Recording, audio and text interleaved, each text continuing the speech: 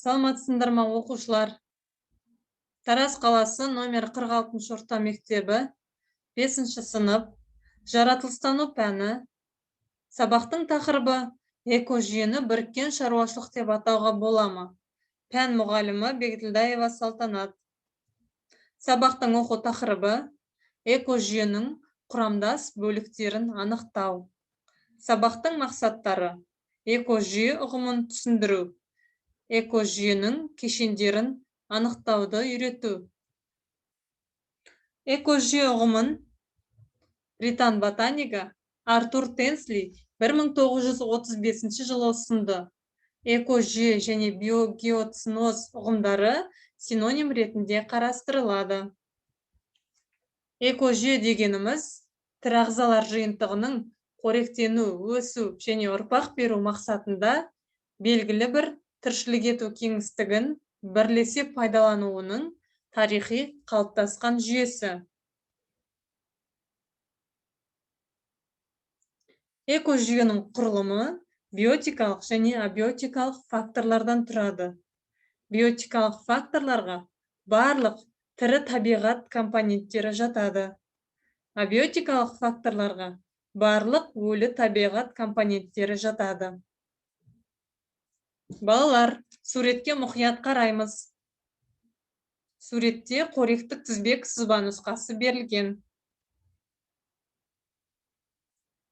Қоректік тізбек дегеніміз бұл қоректену типімен біріктірілген организмдер жиынтығы. Табиғаттағы зат алмасу процесіне байланысты биоценоздағы организмдерді 3 топқа бөледі: продуценттер, консументтер, редуценттер. Продуценттер күн энергиясын пайдаланатын жасыл өсімдіктер немесе органикалық заттарды биогенді элементтерден құрайтын жасыл өсімдіктер. Олар алғашқы өнімді өндірушілер, автотрофты организмдер. Яғни біздің планетамыздағы бүкіл тірі әлемді органикалық заттармен қамтамасыз ететін жасыл өсімдіктер әлемі.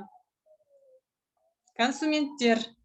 Өсімдіктер синтездеген органикалық заттарды жаңа формаға айналдыратын тұтынушылар, яғни олар латынша консума, тұтынамын деген сөзінен шыққан.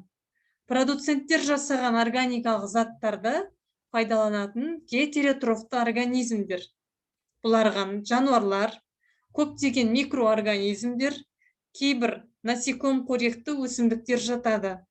Бірінші қатар консументтері өсімдік қоректі, екінші қатар консументтері жыртқыш жануарлар болып табылады. Редуценттер органикалық қосылыстарды минералды қосылыстарға дейін ыдырататын организмдер, яғни олар латынша редуценс қалпына келтірушілер, деструктор деген сөзінен шыққан.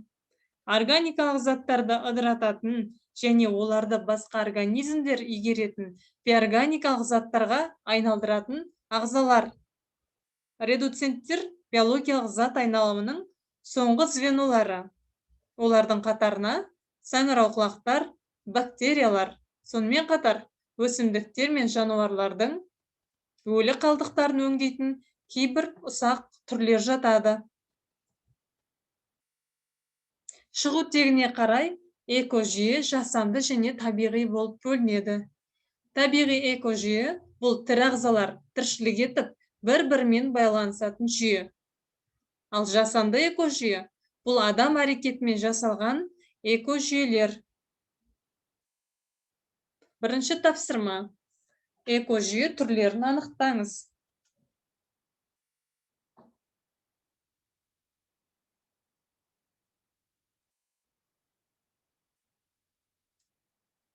Екінші тапсырма. Суретке қарап, қандай экожүйеге жататындығын анықта.